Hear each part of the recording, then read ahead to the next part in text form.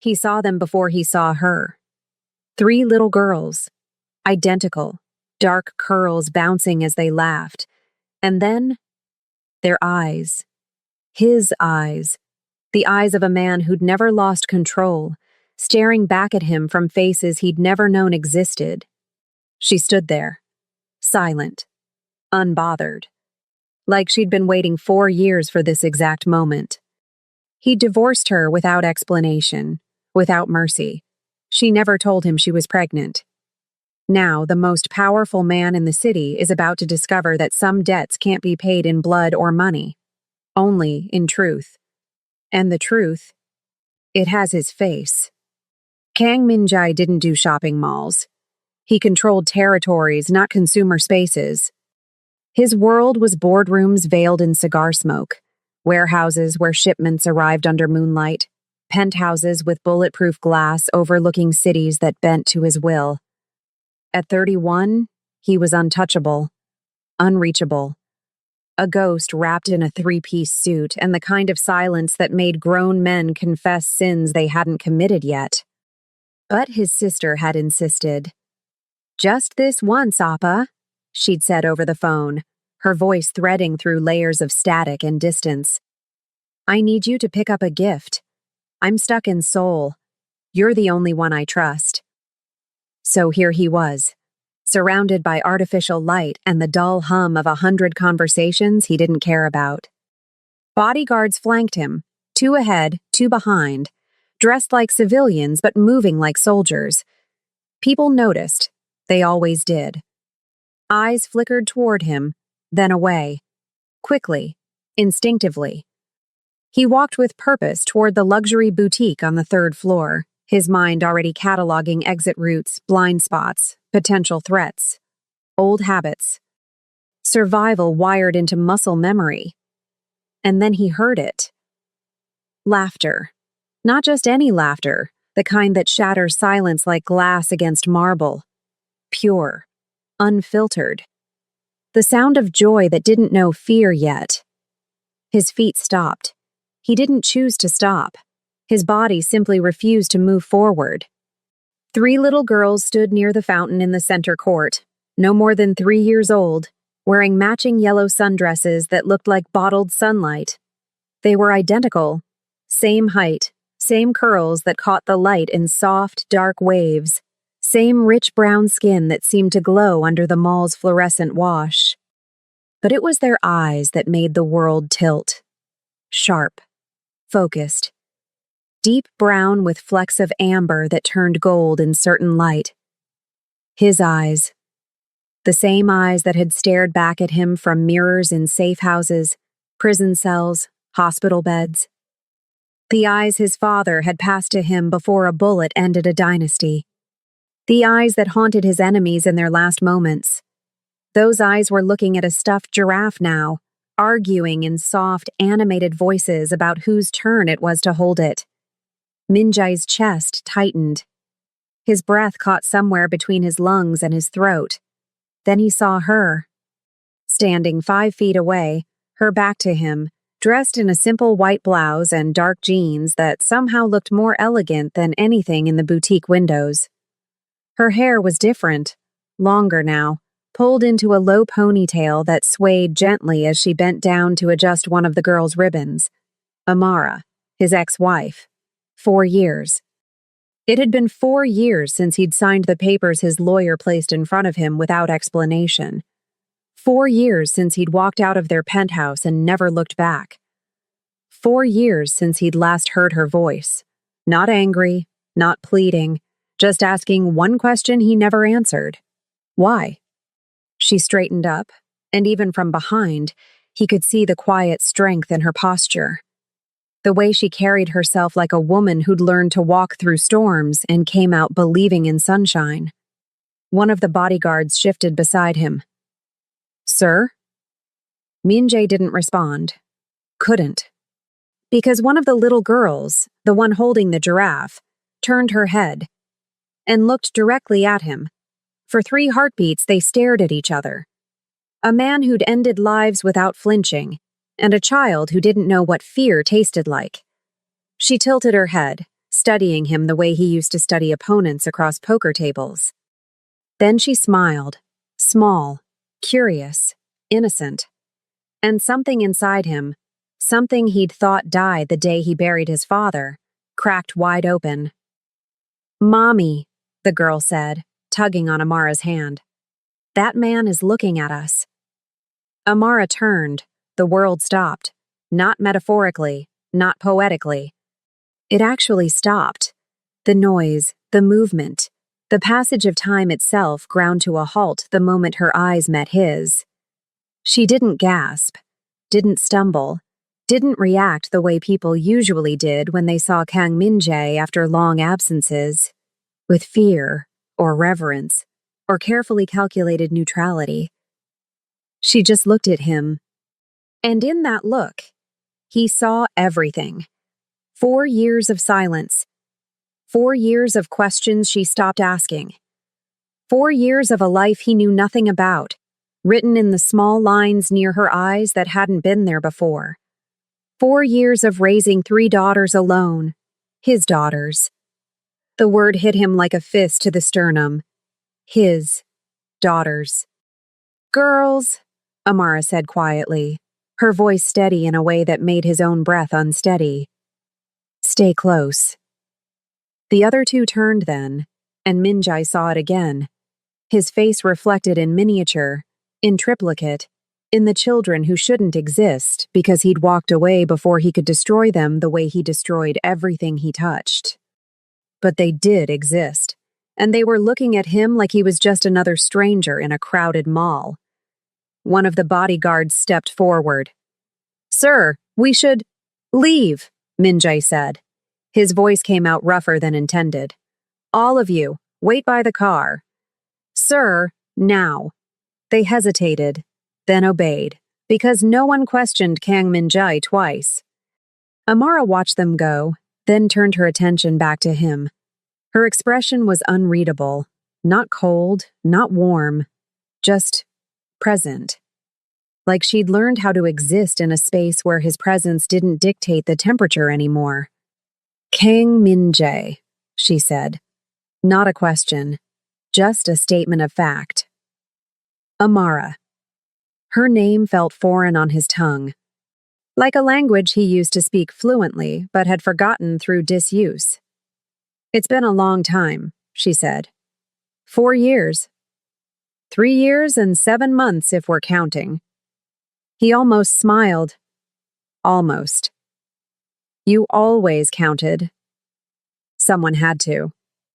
Silence stretched between them, not uncomfortable, but loaded. Heavy with the weight of everything unsaid, everything unexplained, everything that had been buried under divorce papers and cold exits. The girls were staring now, sensing the shift in their mother's energy. The one with the giraffe stepped closer to Amara, wrapping small fingers around her mother's hand. Min-jae looked down at her. Really looked. Saw the way her chin lifted slightly, defiant, even at 3. The way her shoulders squared, mimicking her mother's posture. "What are their names?" he asked. Amara's jaw tightened. "Why?" "Because I want to know." "You wanted to know a lot of things 4 years ago. Didn't stop you from leaving." The words weren't bitter. They were just true. And truth, Min-jae had learned, cut deeper than any blade. "I had my reasons," he said. "I'm sure you did." She shifted her weight, and he noticed the small things, the calluses on her hands that hadn't been there before, the faint shadows under her eyes that spoke of sleepless nights and early mornings. But reasons don't raise children, Min-jae. Reasons don't answer questions when they ask where their father is. Reasons don't... She stopped, took a breath, reset. "Their names are Arya, Zara, and Naomi," she said finally. "Arya has the giraffe. Zara is on the left. Naomi is hiding behind my leg because she doesn't like strangers." Min-jae's gaze dropped to the smallest girl, barely visible, peeking out with wide eyes that mirrored his own. "They're not strangers to me," he said quietly. Amara laughed, soft, incredulous. You didn't know they existed until 60 seconds ago. I know now. And what exactly do you plan to do with that knowledge? Good question. He'd built an empire on knowing what to do, how to respond, when to strike, when to disappear. But standing here, looking at the woman he'd loved enough to leave and the daughters he'd never known existed, every strategy he'd ever learned felt useless. I don't know, he admitted.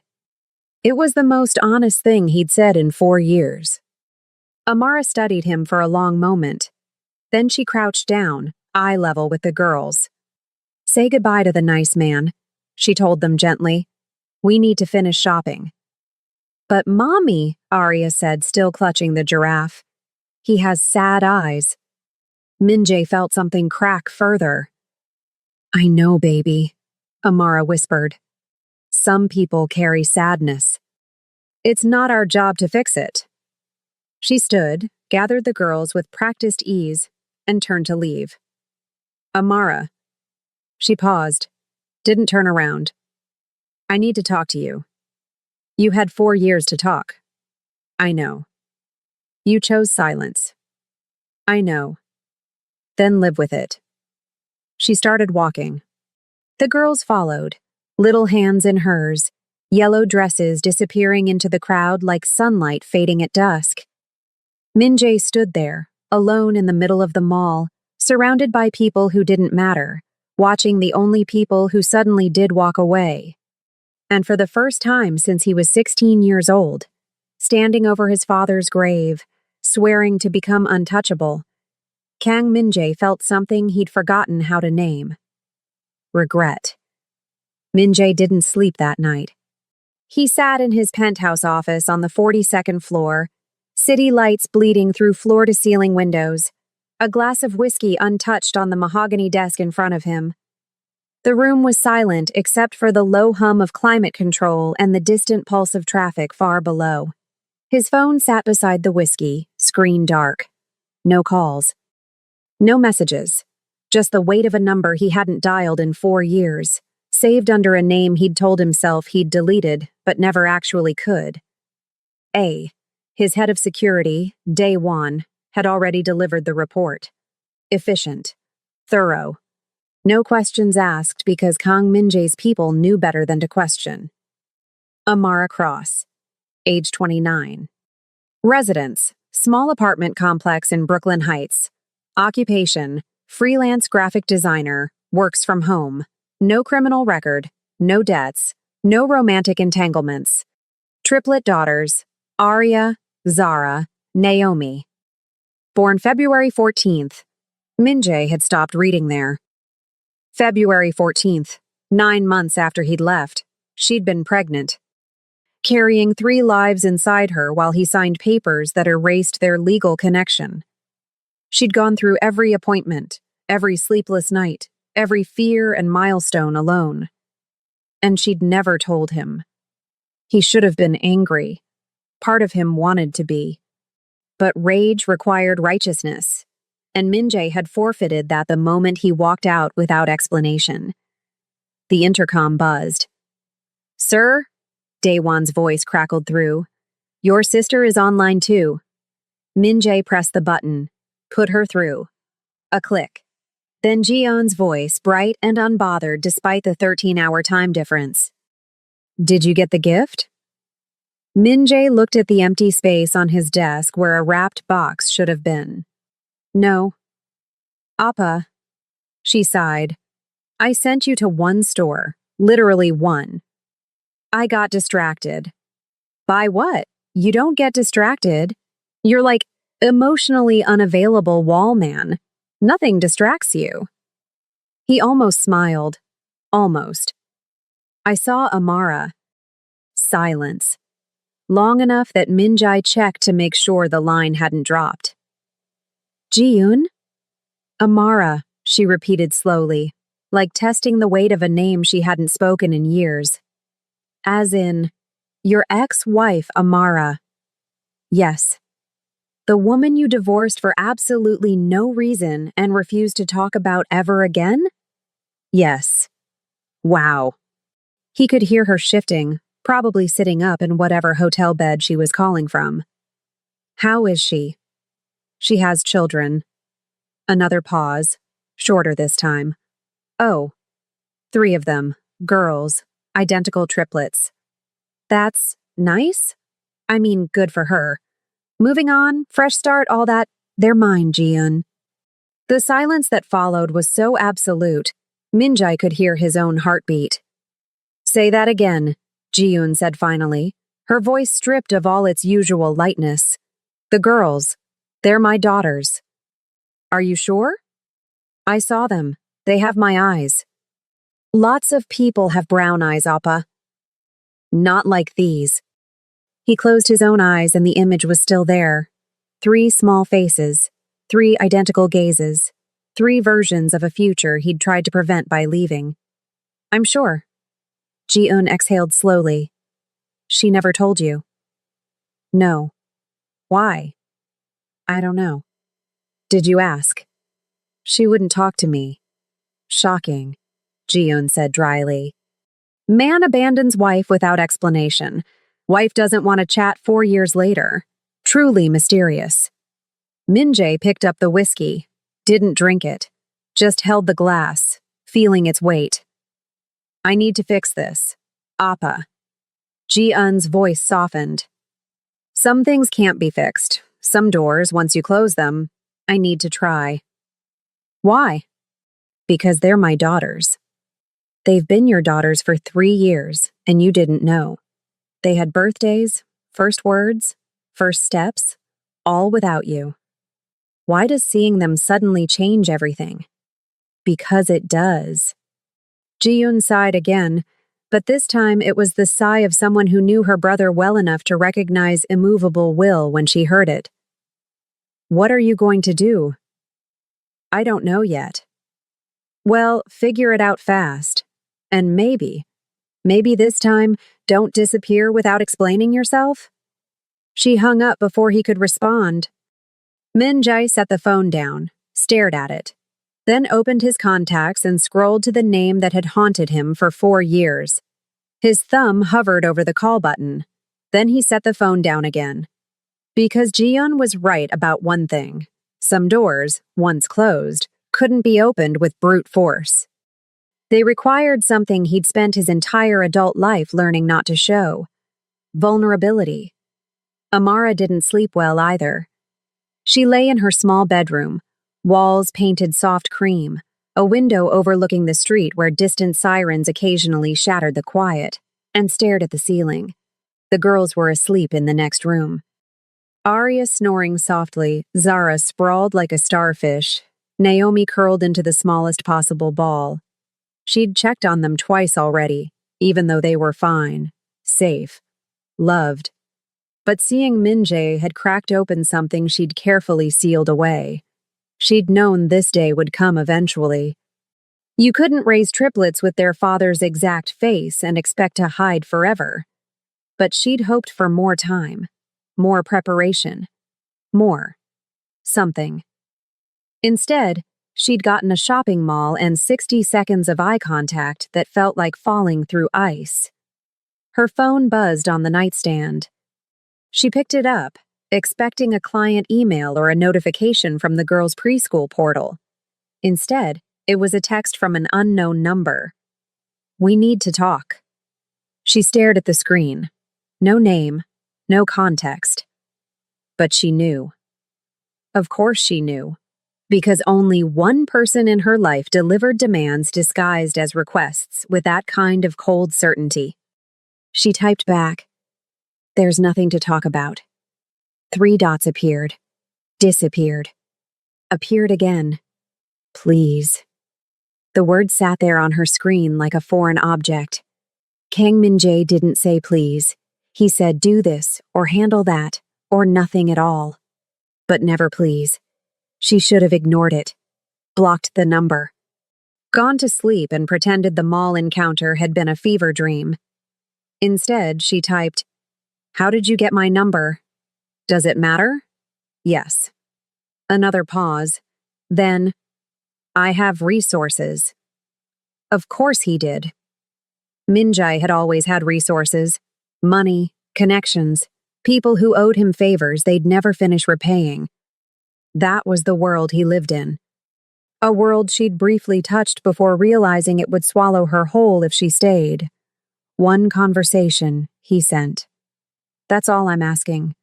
You gave up the right to ask me for anything 4 years ago. I know. Then why are you texting me at midnight? Because I saw them, and I can't unsee them. Amara's chest tightened.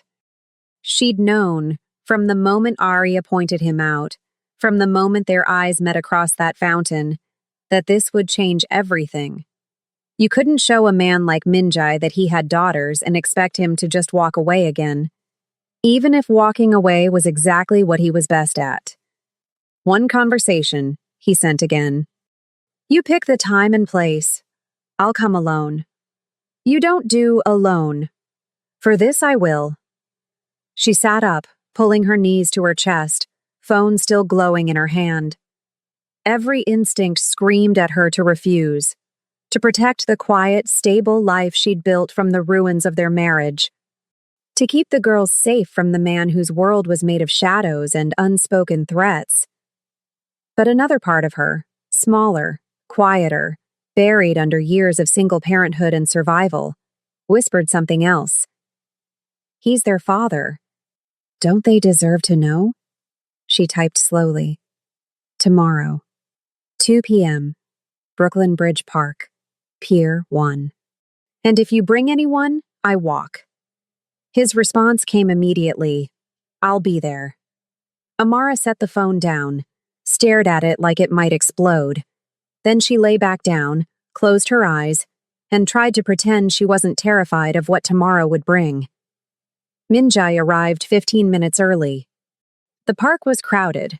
Joggers, tourists, couples walking hand in hand along the waterfront. The Manhattan skyline rose across the East River, glass and steel catching afternoon sunlight like a wall of mirrors. He stood near the railing, hands in the pockets of his black overcoat. No bodyguards, no backup, no contingency plan. Just him. It felt strange, exposed, like standing naked in the middle of a battlefield. He saw her before she saw him. She walked along the promenade, wearing a rust-colored jacket and jeans, her hair loose and moving slightly in the October breeze. No children with her this time.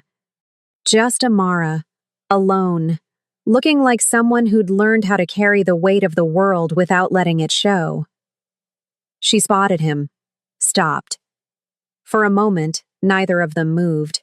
Then she closed the distance, each step measured, deliberate. You came alone, she said when she reached him. I said I would. You've said a lot of things. Fair. She leaned against the railing beside him, close enough to talk, but far enough to maintain distance. They both stared out at the water. Why now? She asked quietly. Why, after 4 years of complete silence, do you suddenly care? I saw them. That's not an answer. It's the only one I have. Amara shook her head, a small, bitter smile tugging at her lips.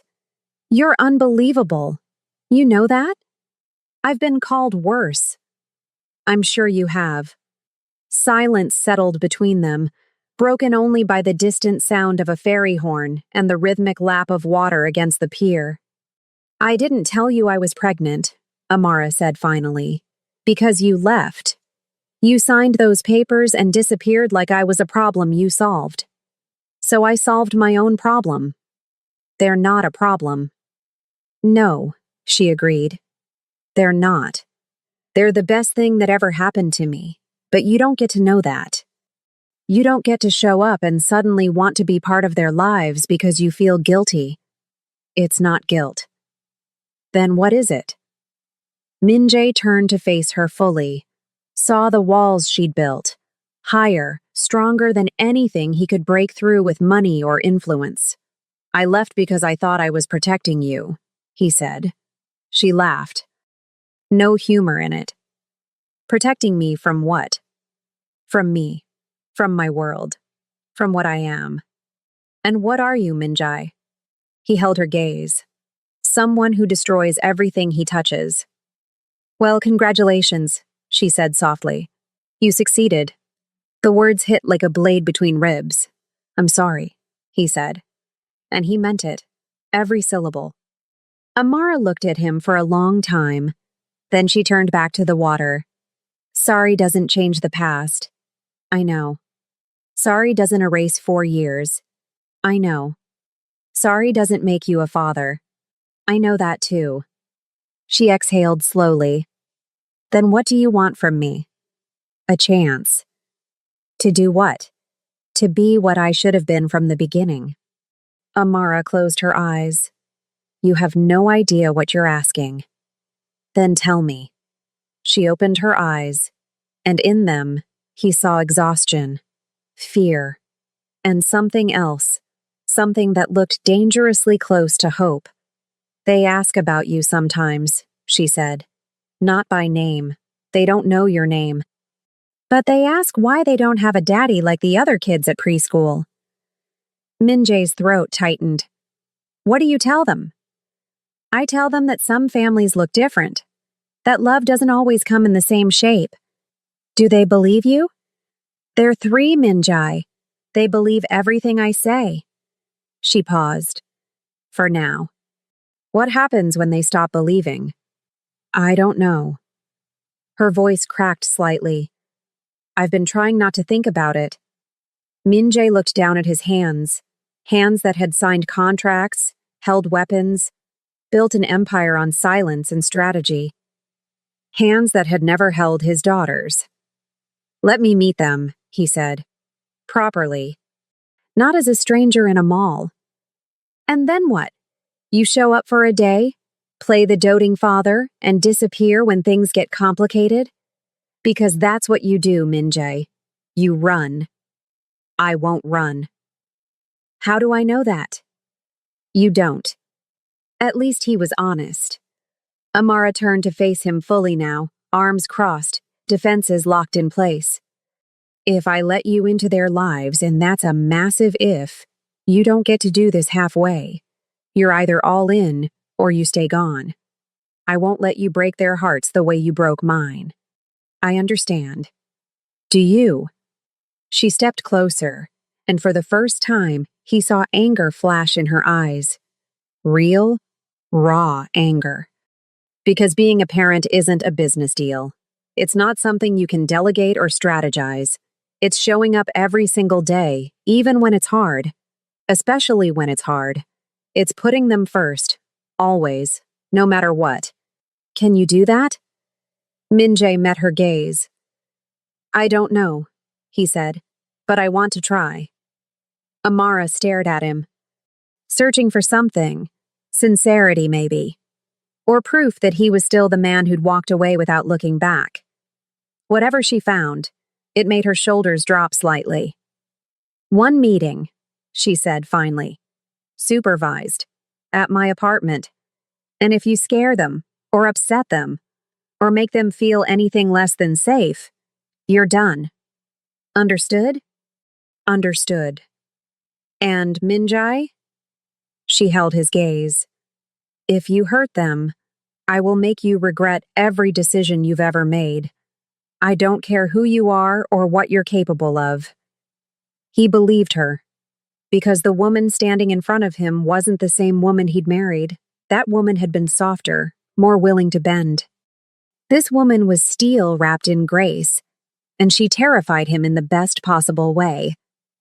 When? He asked. Sunday 10 a.m., I'll text you the address. She started to walk away, then paused. And Minjai? Yes? Don't bring gifts. Don't try to buy their affection. Just be human, if you remember how. Then she was gone, disappearing into the crowd, leaving him alone at the pier with the skyline at his back and the weight of Sunday morning pressing down on his chest. Sunday morning arrived wrapped in cold autumn air and the kind of nervous energy that made Minjai check his reflection 3 times before leaving the penthouse. He'd chosen simple clothes, dark jeans, a charcoal sweater, leather jacket. No designer logos, no watch that cost more than most people's yearly rent. Just normal. Or as normal as someone like him could manage. Daewon had raised an eyebrow when Minjai told him he was going alone. "Sir, with all respect." "I said alone. At least let me drive you." "No." "Then take the tracker. Daewon." Minjai's voice carried the weight of finality. "I'm visiting my daughters, not negotiating a territory deal." His head of security had nodded slowly, though the concern in his eyes remained. Now, standing outside Amara's building in Brooklyn Heights, Minjai understood that concern. Because walking into an unsecured location without backup went against every survival instinct he'd honed over 15 years. But this wasn't about survival. This was about something infinitely more dangerous. Trust. He pressed the buzzer. Apartment 4C. Amara's voice crackled through the intercom. "Yes?" "It's me." A pause. Then the door buzzed open. He climbed 4 flights of stairs, no elevator, he noted, and found her waiting in the hallway. Same rust-colored jacket from Friday. Hair pulled back. Expression carefully neutral. "Rules," she said before he could speak. "You follow my lead. If they get uncomfortable, we stop. If they want you to leave, you leave, and absolutely no talk about your work. Understand?" Understood.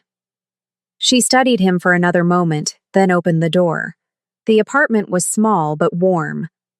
Cream walls covered with children's artwork, crayon drawings of flowers, stick figure families, abstract swirls of color. A tiny kitchen to the left, living room straight ahead with mismatched furniture that somehow worked together. Toys organized in bins near the window, everything clean, everything loved. Everything that could have been his, if he hadn't been a coward. "They're in the living room," Amara said quietly. "I told them a friend was coming to visit." "A friend. I'm not explaining who you are until I know you're staying." "Fair." She led him inside, and there they were. 3 little girls sitting on the carpet, surrounded by coloring books and crayons. They looked up simultaneously when he entered. 3 pairs of identical eyes locking onto him with the same focused intensity he used in boardrooms. Arya, he recognized her from the giraffe, tilted her head. "You're the man from the mall." "I am," Minjai said. His voice came out steadier than he expected. Zara, the one on the left, stood up. "Are you Mommy's friend?" Yes." "What's your name?" Naomi asked, the shy one, still half hidden behind a coloring book. Minjai glanced at Amara. She nodded slightly. "My name is Minjai," he said. "But you can call me, whatever you want." Arya giggled. "That's a funny name." "It's Korean," he explained. "Mommy says we're half Korean," Zara announced proudly. Minjai's chest tightened. "You are." "Do you know Korea?" Arya asked. "I was born there." "Is it pretty?" "Very pretty." Naomi finally lowered the coloring book. "Do you like coloring?" Such a simple question, but loaded with the weight of acceptance. "I haven't colored in a long time," Minjai admitted. "That's sad," Naomi said seriously. "Coloring makes everything better." Amara smiled slightly. "Naomi's an artist." "Like you," Minjai said, looking at Amara. She blinked, surprise flickering across her face. "You remember." "I remember everything." The words hung in the air between them, heavier than they should have been, carrying 4 years of unspoken history. Arya stood up, walked over to Minjai, and grabbed his hand. Her fingers were so small, so warm. Come sit with us, she said, tugging him toward the carpet. We're coloring a garden. Minjae looked at Amara. She nodded again, though her expression had shifted into something cautious. He let Arya lead him to the floor, folding his long frame into a cross-legged position that felt absurd and perfect all at once. Zara handed him a crayon. Green. You can do the grass, she instructed. Okay. And just like that, Kang Minjae, feared leader, ghost in a suit, man who'd built kingdoms on silence, sat on a worn carpet in a small Brooklyn apartment and colored grass with his daughters. An hour passed. Then 2. Minjae learned that Arya was the bold one, asking questions without hesitation, declaring opinions like facts. Zara was the organized one, making sure everyone had equal crayons, equal space, equal turns. And Naomi was the observer, quiet but deeply thoughtful, watching him with those mirror image eyes like she could see through the careful walls he'd built. Amara stayed nearby, working at the small kitchen table on her laptop, glancing up every few minutes to monitor the situation. Why are your hands so big? Arya asked at one point, holding her tiny palm against his. Because I'm an adult. Will our hands get that big? Probably not quite that big, Amara interjected gently. But they'll grow. I want big hands, Zara declared, so I can hold more crayons. Naomi, who'd been silent for a while, suddenly spoke up. Do you have a family? The question landed like a stone in still water. Minjae set down the blue crayon he'd been using for the sky. What do you mean? Like, a mommy and daddy and sisters and brothers? I have a sister, he said carefully. Her name is Ji-eun. She lives far away. Do you have a mommy and daddy? Amara tensed but didn't interrupt. I did, Minjae said, but they're not here anymore. Did they go to heaven? Naomi asked. Yes. Do you miss them? Such an innocent question, and the answer was so complicated. Every day, he said. And it was true. He missed the father who'd taught him chess and strategy. Missed the mother who'd sung lullabies in Korean before the world turned dark. Missed the version of himself who believed family could exist without danger. It's okay to miss people, Naomi said solemnly. Mommy says missing people means you loved them. Minjae looked at Amara. She was watching him with an expression he couldn't quite read, something between compassion and caution. Your mommy is very smart, he said. We know, all 3 girls said in unison. And despite everything, the weight of the past, the uncertainty of the future, the fear that he'd ruin this fragile moment, Minjae smiled. A real smile, the kind he hadn't felt in 4 years. At noon, Amara stood up. Okay, girls, time to clean up. We need to get ready for lunch. A chorus of protest rose, but Amara handled it with practiced efficiency, redirecting, encouraging, setting boundaries without raising her voice. Minjae watched her work, fascinated by the quiet authority she wielded. This was her empire, small but powerful, and she ruled it with grace. Can Minjae eat lunch with us? Arya asked. He probably has other things to do. I don't, Minjae said quickly. Then, more carefully, if it's okay with your mom. 3 pairs of eyes turned to Amara. She sighed. Fine, but wash your hands first. The girls scattered toward the bathroom, arguing about who got to use soap first. Amara walked over to where Minjae still sat on the floor. You're good with them, she said quietly. I'm trying. I can tell. She extended a hand to help him up. He took it. Her palm was warm, familiar in a way that made his chest ache. When he stood, they were close, closer than they'd been since the mall. Close enough that he could smell the faint scent of her shampoo, something floral and clean. Thank you, he said, for this. Don't thank me yet. This is just one morning. I know, And it doesn't erase anything. I know that too. She pulled her hand away slowly. They like you. That scares me. Good, Amara said. It should. Because if you disappoint them, I won't. You don't know that. No, he agreed. But I'm going to try like hell not to. They stood there, suspended in the moment, surrounded by the sound of running water and children's laughter from the bathroom. Why did you really leave? Amara asked suddenly.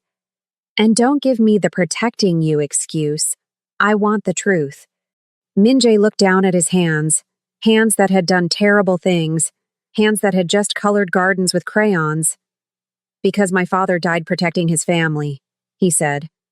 And I was terrified I'd fail the same way. So you left instead. So I left instead. Amara shook her head. You're an idiot. I know. Your father died protecting his family. You abandoned yours. The words cut deep, true and brutal. I'm trying to fix it, he said. You can't fix it, Min-jae. You can only move forward. Then let me move forward. She looked at him for a long moment, then nodded toward the kitchen. Lunch is grilled cheese and tomato soup. Nothing fancy. Sounds perfect. And it was. They ate together, him, Amara, and 3 little girls who didn't know they were sitting with a man who commanded fear across the city. They just knew him as the quiet guy who was okay at coloring and made their mother smile when she thought no one was looking. After lunch, as Min-jae was putting on his jacket to leave, Naomi approached him. Will you come back? She asked. His heart stopped. Do you want me to? She nodded. You make Mommy less sad. Min-jae glanced at Amara, who looked away quickly. Then I'll come back, he promised. When? Whenever your mom says it's okay, Naomi smiled. Then, without warning, threw her small arms around his legs in a hug that nearly broke him. Arya and Zara joined immediately, creating a 3-person embrace that felt like the closest thing to redemption he'd ever known. Over their heads, Min-jae met Amara's eyes. She was crying. Silent tears sliding down her cheeks, but she wasn't wiping them away. He mouthed, I'm sorry. She mouthed back, I know. And for the first time in 4 years, Kang Min-jae allowed himself to believe that maybe, just maybe, some broken things could be rebuilt. Not fixed, but rebuilt. Into something new. A quick announcement before we begin. Channel members get access to exclusive videos, weekly content, and early access to videos before they go live on the channel. To join, just click Join here on YouTube. And if you'd like to support the growth of the channel, the available support options are listed in the description.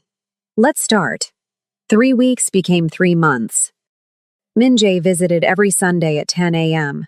No bodyguards, no phone calls during visits. Just him, showing up, learning how to be present in a life he'd never thought he deserved. He learned that Arya could negotiate like a seasoned diplomat, always securing an extra 10 minutes before bedtime. That Zara arranged her toys by color and size, a tiny architect building order from chaos. That Naomi drew pictures of things she felt but couldn't say, storms and sunshine existing on the same page. He learned that Amara took her coffee black, worked late into the night after the girls slept, and still wore the small silver bracelet he'd given her on their first anniversary, though she claimed it was just habit. He learned that being a father wasn't about grand gestures or strategic planning. It was about showing up, again and again. Even when you didn't know what to say, especially then. But outside the walls of apartment 4C, his other world continued. Territory disputes, revenue collection, meetings where silence carried more weight than words. He compartmentalized with surgical precision, Min-jae the father on Sundays, Kang Min-jae the rest of the week. Until the day those worlds collided. It was a Tuesday when Daewon entered his office without knocking. That alone told Min-jae something was wrong. Sir, Daewon said, closing the door behind him. We have a problem. Minjai looked up from the contracts spread across his desk. Define problem. Viktor Kozlov knows about the girls. The words hit like ice water. Viktor Kozlov, Russian enforcer, ambitious, brutal, currently making moves into territories Minjai had held for 5 years. They'd been circling each other for months. Threats disguised as business proposals, tension building like pressure behind a dam. How? Minjai asked, his voice dangerously quiet. Someone talked. We're tracking the leak now. And what does Viktor know exactly? Day One's jaw tightened. Names, ages, address. Minjai stood slowly.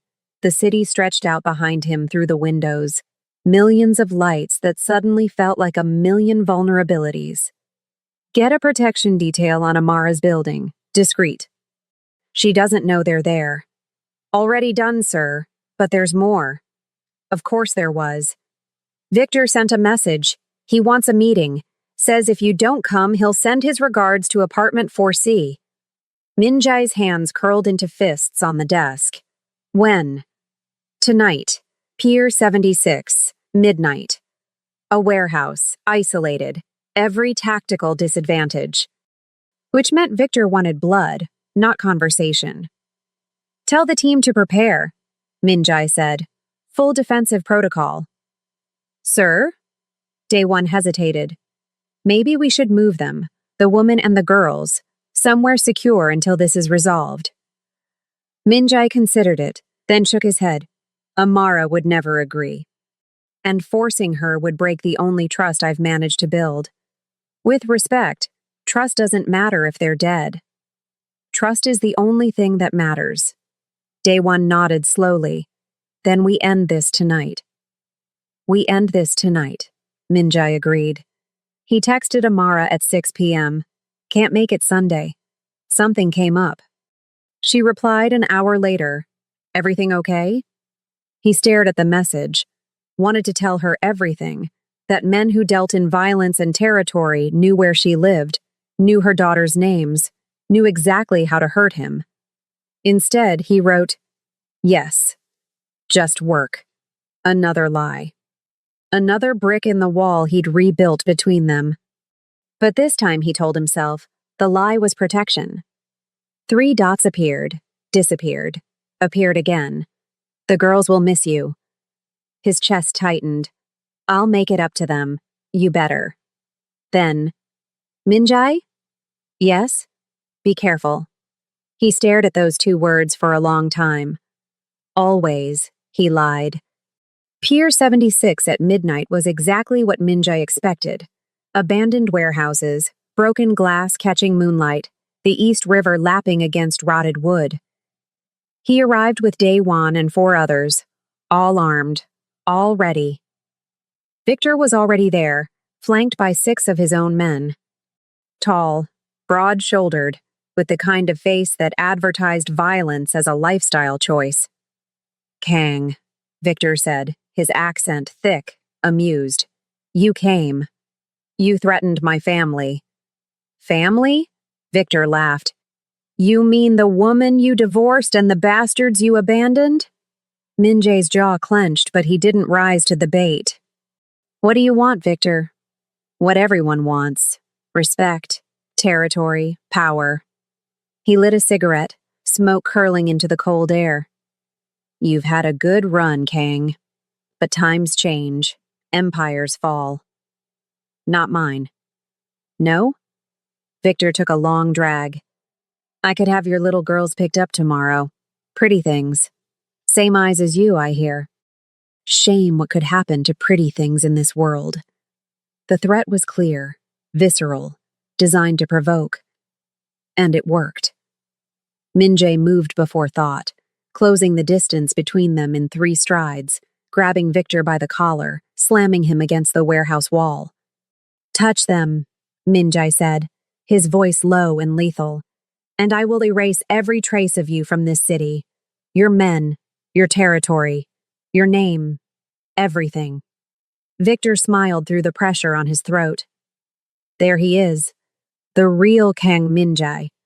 I was wondering when the mask would crack.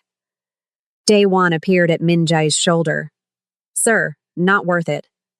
Min Jae held Victor's gaze for another heartbeat, then released him.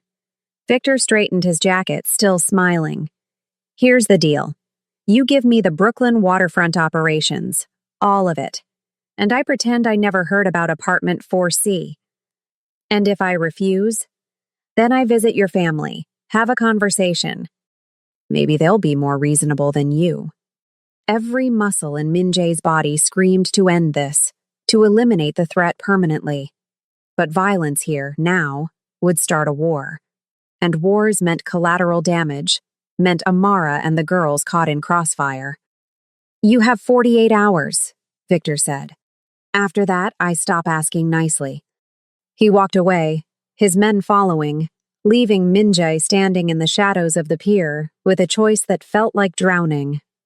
Min Jae didn't go home that night. He drove to Brooklyn, parked across the street from Amara's building, and watched the dark windows on the 4th floor. His protection team was in place. 2 in a van half a block down, 1 in the building across the street, 1 posing as a night jogger. They were good. Professional. But good wasn't enough against someone like Victor. His phone buzzed.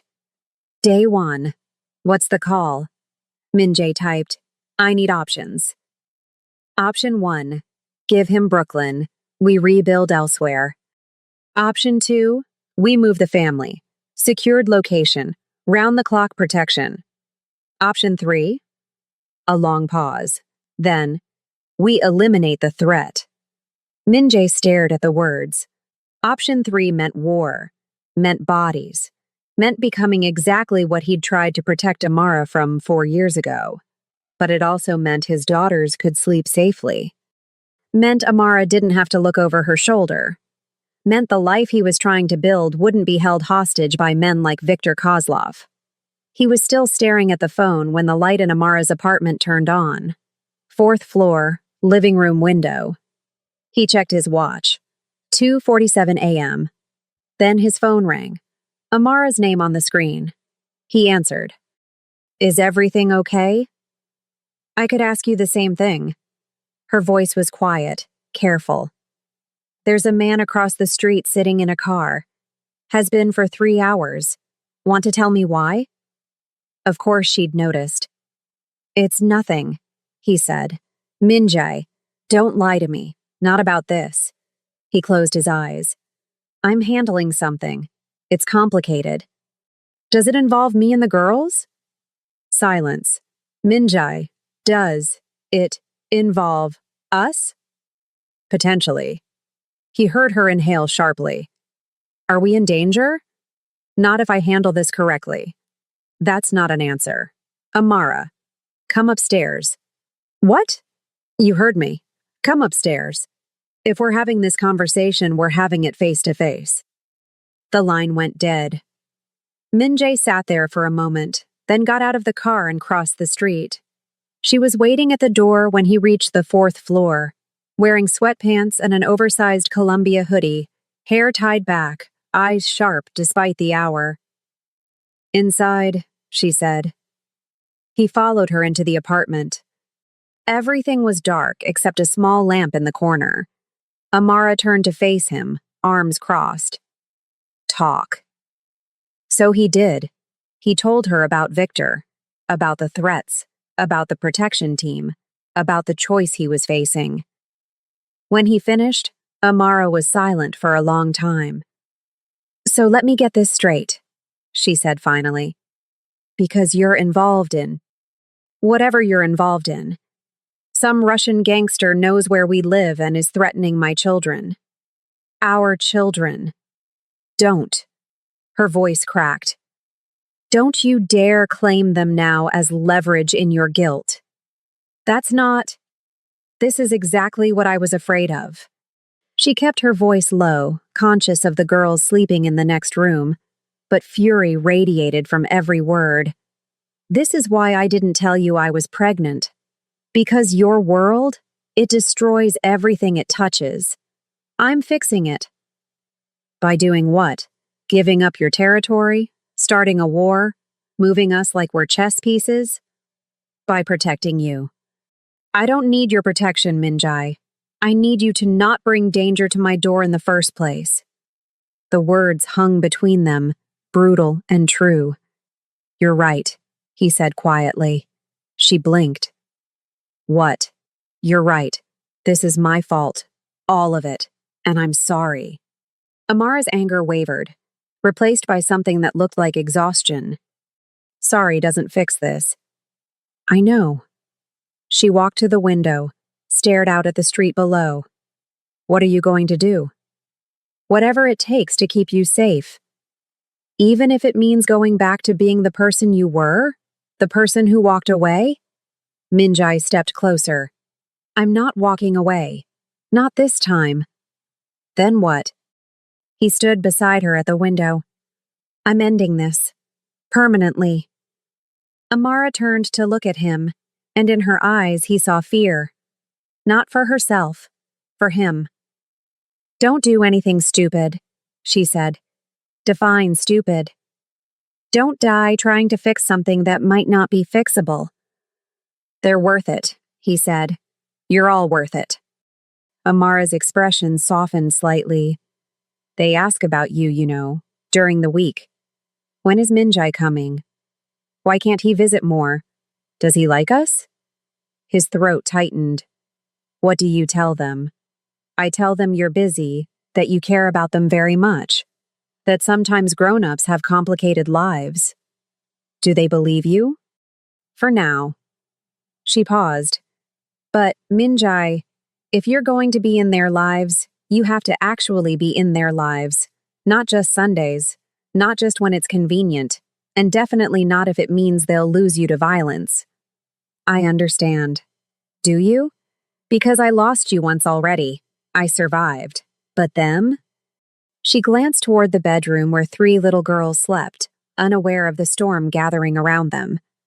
They're just starting to trust you. If something happens, nothing will happen. You can't promise that. No, he agreed, but I can try. Amara studied him for a long moment. Then she did something unexpected. She reached out and took his hand. Then try, she said softly. But don't try alone. What do you mean? I mean, for once in your life, let someone help you carry the weight. Minjai looked down at their joined hands. 4 years ago, he'd let go, walked away, convinced himself that solitude was safety. But standing here now, feeling the warmth of her palm against his, he understood what he'd actually been. Not safe. Just alone.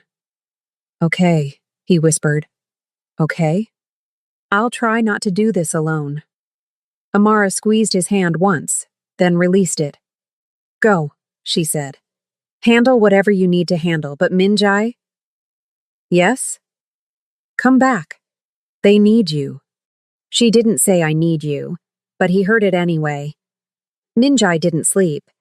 He returned to the penthouse, gathered his core team, and laid out the situation with clinical precision. Victor wants war, he said, standing at the head of the conference table. But war is expensive, messy, and it puts innocent people at risk. Daewon leaned forward. So what's the alternative? We give him what he wants. Silence crashed through the room. Sir, one of the lieutenants said carefully, giving up Brooklyn waterfront means losing 20% of our revenue. I know. It also makes us look weak. Others will test boundaries. I know that too. Then why? Because, Minjai said, his voice cutting through the confusion, I'm not willing to gamble with my daughter's safety to protect territory. The words settled like stones. Daewon was the first to speak. Respectfully, sir, this isn't you. Maybe it should have been. You built this organization on never backing down. If you give Victor Brooklyn, you're not just losing territory. You're losing the fear that keeps others in line. Minjai met his eyes. Then I'll rebuild it differently. How? I don't know yet, but I know that 4 years ago, I walked away from my family because I was afraid of making them targets. And I was a coward. He looked around the table. I'm not making the same mistake twice. Another lieutenant spoke up. What if we negotiate? Offer something else? Victor doesn't want something else. He wants to prove he can take from me. So we let him? We let him think he's won, Minjai said slowly. And then we rebuild smarter, quieter, without making my family visible targets. It wasn't a perfect plan, but it was the only one that didn't end with Amara and the girls caught in crossfire. I need 48 hours, Minjai said. Move assets out of Brooklyn. Secure alternate revenue streams. Make this look like a strategic retreat, not a surrender. And then? And then we make sure Victor understands that mercy isn't weakness. The next day, Minjai picked up the girls from preschool. He'd asked Amara that morning, a text that said simply, "Can I help today?" Her response, "They get out at 3. Don't be late." He arrived at 2:55, standing outside the small building with a handful of other parents and caregivers. Most of them looked at him with vague curiosity. Tall Korean man in expensive but understated clothes, clearly out of place in the world of juice boxes and permission slips. The doors opened. Children spilled out like a flood of noise and color. And then he saw them. Arya spotted him first. Her eyes went wide, then she was running. Full speed, backpack bouncing, nearly tripping over her own feet. Minjai! She crashed into his legs with the force of a tiny meteorite. Zara and Naomi were right behind her, creating a 3-person embrace that knocked the breath from his lungs in the best possible way. What are you doing here? Arya demanded, looking up with those mirror image eyes. Your mom said I could pick you up. Where is Mommy? Naomi asked. Working. I'm taking you to the park. 3 gasps of delight. Can we get ice cream? Zara asked. If you eat actual food first. Deal! They walked to the nearby park hand in hand, Arya on his left, Naomi on his right, Zara alternating between holding his hand and running ahead to announce their progress. Minjai felt eyes on him, other parents, security cameras, the weight of a world that always watched. But for the first time in his life, he didn't care. Let them watch. Let them see Kang Minjai, the feared ghost of the city's underworld, being dragged toward a playground by 3 little girls who didn't know fear. At the park, he learned that pushing someone on a swing required specific timing. That underdog was apparently the highest honor a swing pusher could achieve. That sandcastles needed moats, and moats needed water, and water required negotiation with other children at the water fountain. He learned that Arya could climb higher than her sisters and wasn't afraid to prove it. That Zara organized games with the efficiency of a general. That Naomi made friends by sharing her snacks and asking gentle questions. He learned that being a father meant vigilance, scanning the park for threats while simultaneously monitoring whose turn it was on the slide. And he learned that the two didn't have to be mutually exclusive. His protection detail was there. He'd spotted them within 30 seconds. One man reading a newspaper on a bench, woman with a stroller near the west entrance, another doing Tai Chi by the trees. They were watching for Victor's people, but Minjai was watching his daughters play. You're good at this, a voice said beside him. He turned. A woman, maybe 40, with kind eyes and paint-stained jeans. At what? He asked. Being present. A lot of parents are here physically, but on their phones mentally. You're actually watching them. Minjai glanced back at the girls. Naomi was showing another child her drawing. Arya was attempting to teach Zara a handstand. The pure, uncomplicated chaos of childhood. I have a lot of time to make up for, he said. The woman smiled. Don't we all? She walked away, and Minjai was left standing there, watching 3 pieces of his heart run around in yellow jackets and light up sneakers. His phone buzzed. Day 1. Brooklyn transfer complete. Victor's people taking possession now. Minjai stared at the message. 4 years of territory building. Gone. Handed over to a man who'd threatened his family. He should have felt rage, humiliation, the sting of defeat. Instead, watching Arya successfully complete her handstand while her sisters cheered, he felt something else entirely. Relief. He typed back, "Good, keep monitoring. Let me know if he makes any moves." Then he put the phone away and walked over to where his daughters were celebrating. "Did you see?" Arya asked breathlessly. "I saw. That was incredible. Can you do a handstand?" "Not anymore." "Why not?" "I'm old." All 3 girls dissolved into giggles. "You're not old," Naomi said seriously. "Old people have white hair." "Give me time." More giggles. And in that moment, surrounded by laughter and playground noise and the simple joy of being someone's whole world, Minjae understood something fundamental. He'd spent 15 years building an empire of fear and silence. But this, 3 little girls who thought he hung the moon, who didn't care about territory or power or reputation, this was the only empire that mattered, and he'd protect it with everything he had. That evening, he returned them to Amara's apartment. She opened the door, and he saw the question in her eyes before she spoke it. "How did it go?" "We had ice cream," Arya announced. "After actual food," Minjae added quickly. Amara's lips twitched. "Good." The girls disappeared into their room to show their stuffed animals the amazing leaf collection they'd gathered. Amara stepped into the hallway, closing the door partway behind her. "You gave him Brooklyn," she said quietly. It wasn't a question. "How did you—" "I'm not stupid, Minjae. You pick up my daughters from school on a Tuesday afternoon. You're clearly in a good mood despite everything, and you're not radiating the kind of tension you had last night." She crossed her arms. "You gave him what he wanted. It was the right call." "Was it?" "Amara, I'm not judging," she interrupted. "I'm asking. Was giving up something you built really the right call?" Minjae met her eyes. "Yes. Why? Because they're worth more than territory." Something shifted in Amara's expression. "You really mean that?" "I do." She studied him for a long moment, then nodded slowly. "Okay. Okay? You chose them over your empire. That's—" She paused, searching for words.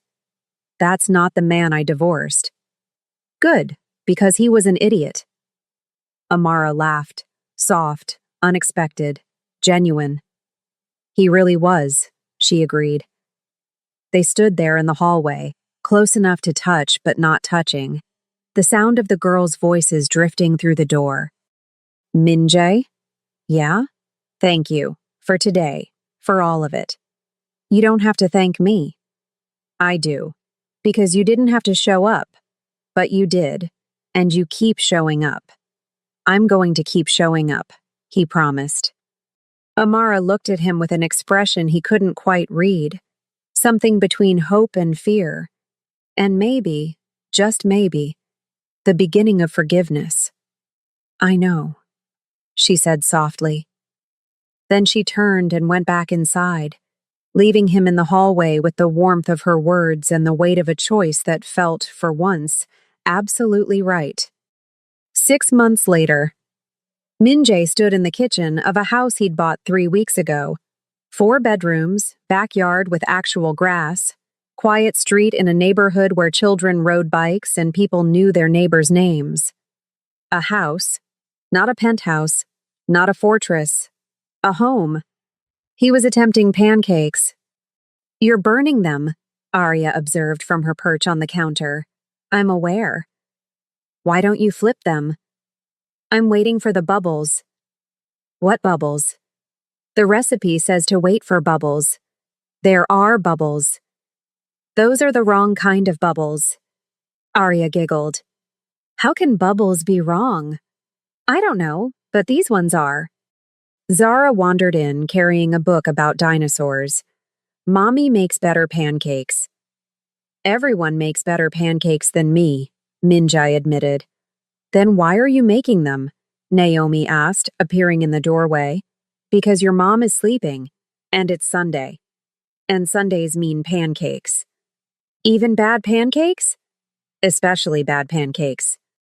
The girls dissolved into giggles as smoke started rising from the pan. Minjay quickly flipped the pancake. It was black on one side, raw on the other. Okay, he said, surveying the disaster. New plan. Who wants cereal? 3 hands shot up. Cereal it is. He was pouring milk when Amara appeared, wearing one of his old t-shirts and sweatpants, hair messy from sleep, looking more beautiful than anyone had a right to look before 9 a.m. I thought I smelled something burning, she said. That was me attempting breakfast. I appreciate the attempt. I failed spectacularly. I appreciate that too. She walked over, kissed the top of Arya's head, then Zara's, then Naomi's. The girls immediately started talking over each other, explaining the pancake disaster with a dramatic flair of seasoned storytellers.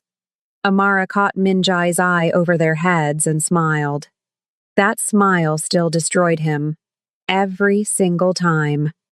6 months ago, he'd given Victor Brooklyn, watched his empire shrink, accepted the whispers that Kang Minjae was going soft, getting weak, losing his edge.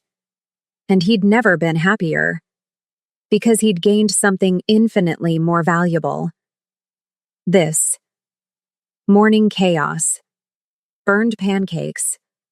3 little girls who called him by name and expected him to know the difference between a T-Rex and an Allosaurus. A woman who'd forgiven him piece by piece, day by day, until forgiveness became something that looked remarkably like love. I have a meeting at 11, Amara said, pouring herself coffee. Client wants to discuss a rebrand. I'll watch the girls. You sure? It might run long. I'm sure. She studied him for a moment. You know you don't have to do this, right? The whole domestic thing. You could hire help. I don't want help. I want this. Even the chaos? Especially the chaos. Amara shook her head, smiling. You're a strange man, Kang Minjae. You're just figuring that out? She walked over, stood on her tiptoes, and kissed him. Soft. Sweet. The kind of kiss that tasted like second chances in Sunday mornings. The girls made exaggerated gagging noises. Gross, Arya declared. So gross, Zara agreed. Adults are weird, Naomi concluded. Minjae and Amara broke apart, laughing. Eat your cereal, Amara told them. You're not the boss of breakfast, Arya said. I'm the boss of everything. Minjae is the boss of pancakes. Terrible pancakes, Minjae corrected. The worst pancakes, Amara agreed, grinning. And somehow, in the middle of this beautiful, chaotic, imperfect morning, Minjae felt something he'd spent 31 years searching for. Peace. Later that afternoon, after Amara left for her meeting, Minjae took the girls to the backyard. They'd discovered that the previous owners had left behind a small garden bed, overgrown but salvageable. The girls had decided, with the absolute certainty of 4-year-olds, that they needed to grow flowers. What kind of flowers? Minjae had asked. All of them, Arya said. That's not specific. All of them. So here they were, kneeling in dirt, armed with small shovels and seed packets from the hardware store. How deep do we dig? Zara asked. Minjae consulted the packet. Says here about 2 inches. How much is 2 inches? He held up his fingers to demonstrate. That's not very deep, Naomi observed. Seeds are small. They don't need much. Do you think they'll grow? Arya asked. If we take care of them. What if we forget? Then we'll remember. Ah, What if we're bad at it? Minjai looked at his daughter, this fierce, bright, occasionally impossible little person who asked questions that cut straight to the heart of things. Then we'll get better, he said. That's what you do when something matters. You keep trying. Arya seemed satisfied with this answer. She returned her attention to digging, tongue poking out in concentration. They worked in comfortable silence for a while, the afternoon sun warm on their backs, distant sounds of neighborhood life drifting over the fence. Minjay? Naomi said suddenly. Yeah? Are you going to stay? He set down his shovel. What do you mean? Buy some kids at school, their dads leave, and don't come back. She was still looking at the dirt, not at him. Are you going to leave? The question hit harder than any threat Victor had ever made. Minjay moved closer, kneeling beside her. Naomi, look at me. She did. Those eyes, his eyes, filled with worry too big for a 4-year-old to carry. I'm not going anywhere, he said firmly. I'm staying, right here, with you and your sisters and your mom, for as long as you'll have me. Promise? I promise.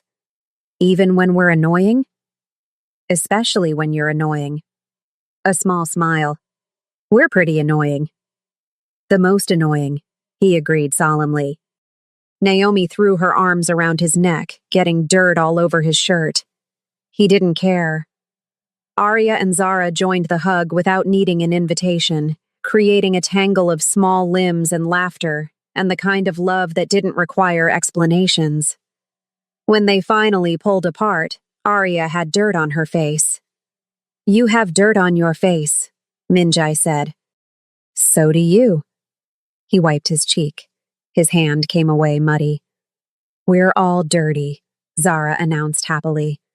Mommy's going to be mad, Naomi said. Mommy's going to laugh, Minjai corrected. And she did. When Amara came home 2 hours later and found all 4 of them covered in dirt, sitting in the grass, eating popsicles, she stopped in the doorway of the back door and just laughed.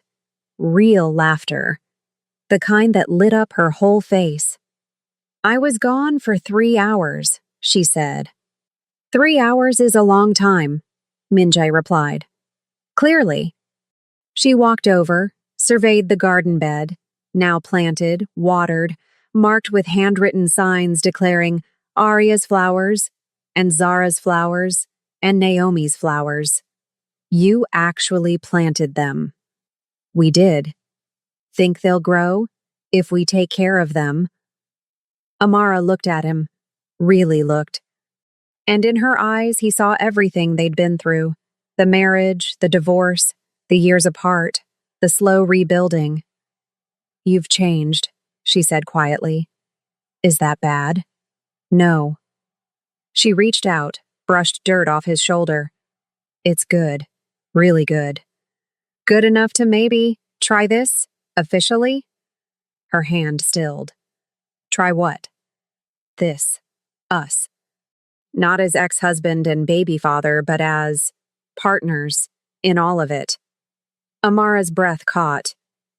Minjai. I know I don't deserve it. I know I walked away. I know I have 15 years of a life you don't fully understand. But I'm asking anyway. He took her hand.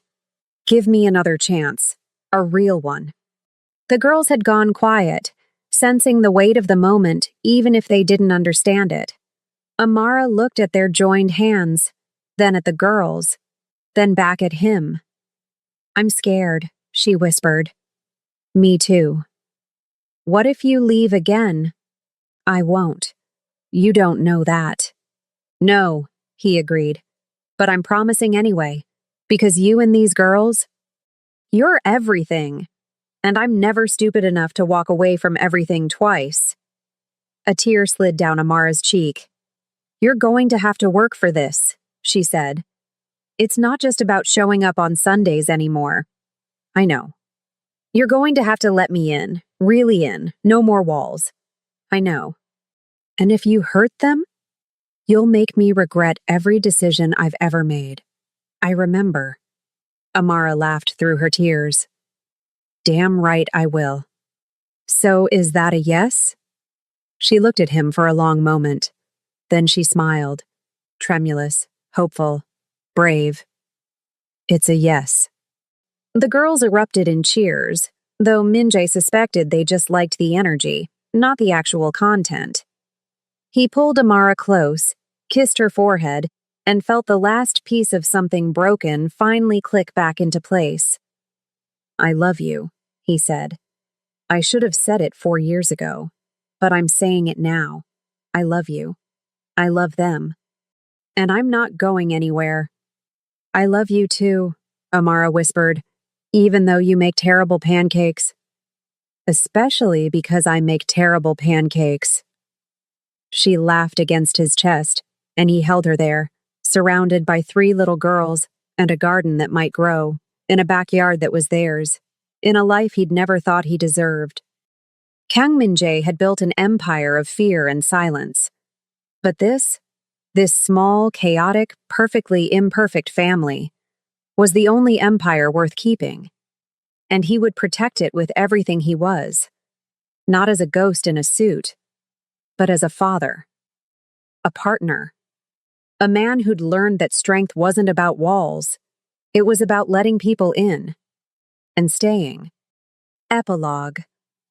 3 years later, the garden had grown. Wildflowers now spilled over the edges of the bed, blues and yellows and purples that the girls watered religiously every Saturday morning. Min-jae stood at the kitchen window, watching 7-year-old Arya teach 6-month-old baby Elijah how to smell flowers. Gently, she instructed, her voice serious. You can't eat them. Elijah, sitting in his bouncer, gurgled and immediately tried to eat them anyway. Amara appeared beside Min-jae, sliding an arm around his waist.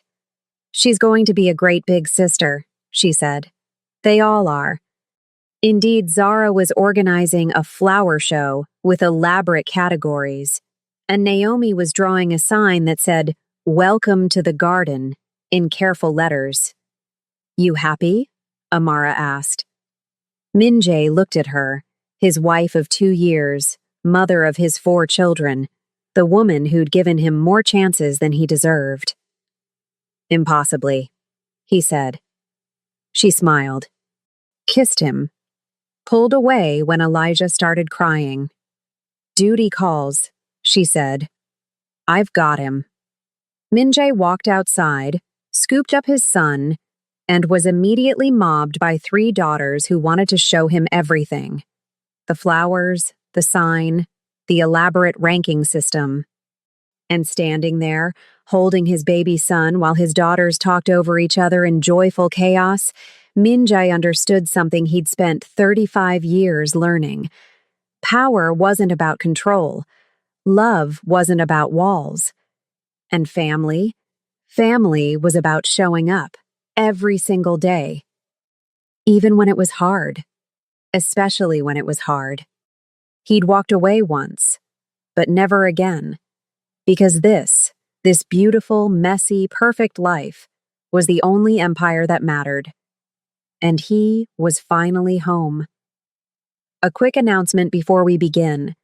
Channel members get access to exclusive videos, weekly content, and early access to videos before they go live on the channel. To join, just click Join here on YouTube. And if you'd like to support the growth of the channel, the available support options are listed in the description. Let's start.